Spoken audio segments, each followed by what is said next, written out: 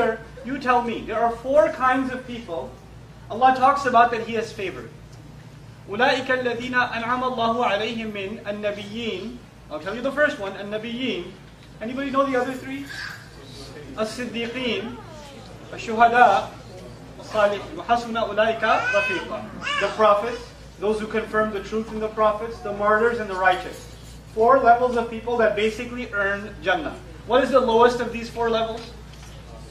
The righteous, as-salihin. Now listen to this. وَمَنْ صَلَحَ مِنْ آبَائِهِمْ. And whoever was righteous from among their ancestors. Salaha implies here the lowest level qualified to enter Jannah. This person made it to Adan. Their family member is at the lowest level. They're at least righteous, so they made it into Jannah. And Allah says, because of you, they get upgraded. They get upgraded. You can be with them. Now here's the thing. I like to compare this to dunya. You know, in dunya, you go into make a booking at a hotel, right?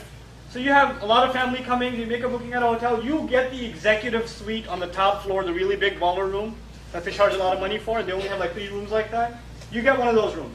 And the rest of your family has 5, 6 rooms on one of those economy peasant class floors. Right? They have those. So you go to the concierge and say, I'd like to be with my family.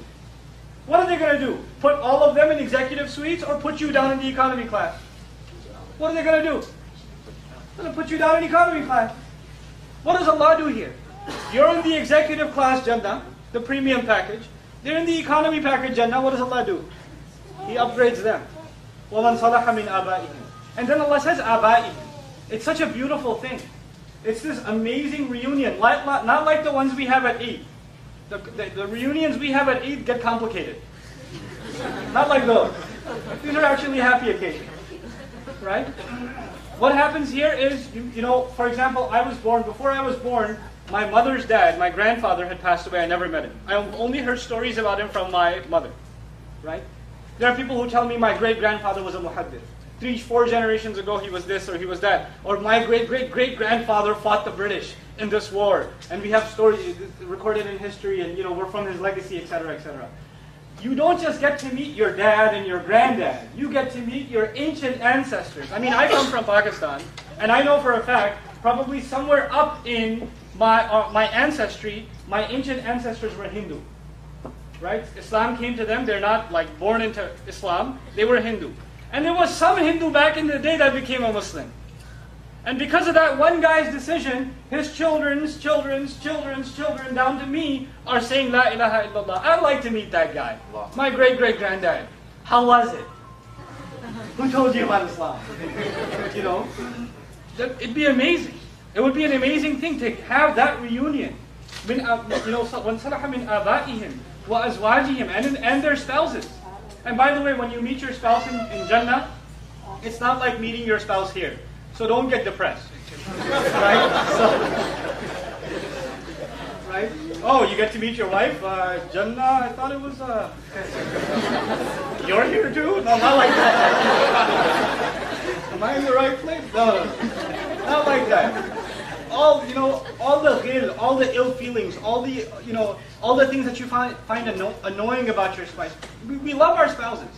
But there are things that we don't get along with. There are things that are causes of friction.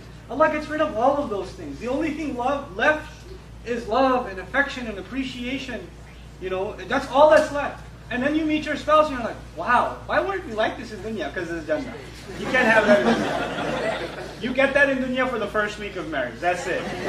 After that, the flight lands and you're on planet Earth. Okay. وَذُرِّيَّاتِهِمْ and their offspring. Imagine right now, alhamdulillah, I have small children. And I don't know how long I'll be on this earth. But I pray that they raise their kids to say La ilaha illallah and live by it.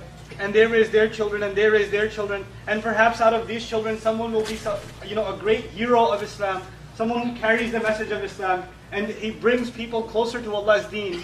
Someone that the ummah is proud of from my children down the road. And I don't even know, this happens 300, 400 years after I'm gone. And I get to meet my great-great-great-great-grandkids that I could never have imagined. Wow. You came from my daughters, sons, daughters, all the way down. So you get to meet your ancestry all the way up, and you get to meet your ancestry all the way down. In Jannah, there's this reunion happening. It's a lot of people, right?